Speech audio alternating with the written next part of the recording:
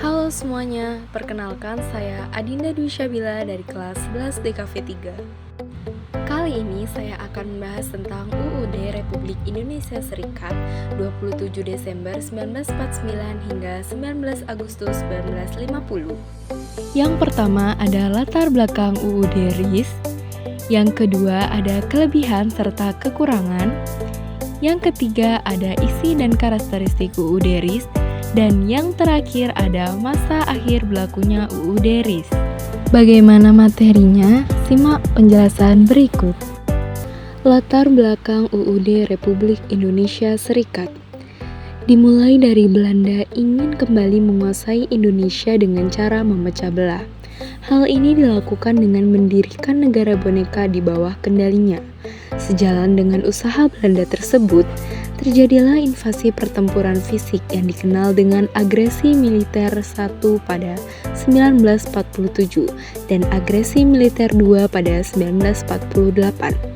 Hal tersebut mengundang keprihatinan dunia hingga PBB mendesak pemerintah Belanda dan pemerintah Indonesia untuk melakukan perundingan yang dikenal dengan Konferensi Meja Bundar. Adapun hasil dari Konferensi Meja Bundar yaitu mendirikan Republik Indonesia Serikat, menyerahkan kedaulatan kepada RIS, dan didirikan Uni antara RIS dan Kerajaan Belanda. Dengan berdirinya Republik Indonesia Serikat, maka konstitusi RIS sebagai undang-undang dasarnya, sementara bentuk negara berubah dari kesatuan menjadi federal dan sistem pemerintahan dari presidensial versi UUD 1945 berubah menjadi parlementer. Selanjutnya ada isi dan karakteristik UUD Republik Indonesia Serikat. Ada bentuk negara. Indonesia menjadi negara serikat yang terdiri dari beberapa negara-negara bagian. Selanjutnya, hak asasi manusia. Menjamin hak-hak dasar warga negara seperti bebas berpendapat, bebas berserikat, dan hak atas perlindungan hukum. Dan yang terakhir ada sistem pemerintahan.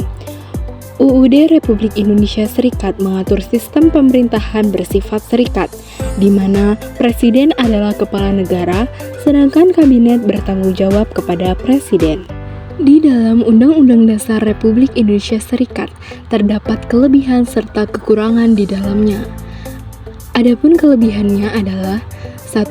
Pemberian hak-hak warga negara. 2. Pemisahan kekuasaan yang jelas.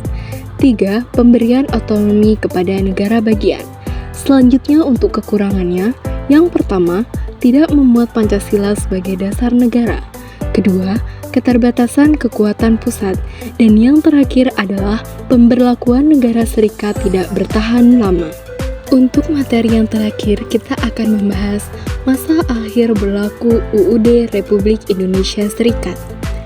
Pada tanggal 19 Agustus 1950, Indonesia kembali menjadi negara kesatuan dengan nama Negara Kesatuan Republik Indonesia. Hal ini disepakati oleh seluruh negara bagian karena bentuk serikat dianggap tidak efektif dan kurang mencerminkan cita-cita kemerdekaan Indonesia. Sebagai pengganti UUD Republik Indonesia Serikat, diberlakukannya UUD-S 1950 yang menjadi dasar hukum hingga berlakunya kembali Undang-Undang Dasar 1945 pada 5 Juli 1959 lewat Dekret Presiden. Nah, itu tadi beberapa pembahasan tentang Undang-Undang Dasar Republik Indonesia Serikat. Terima kasih sudah menonton, semoga bermanfaat dan sampai jumpa.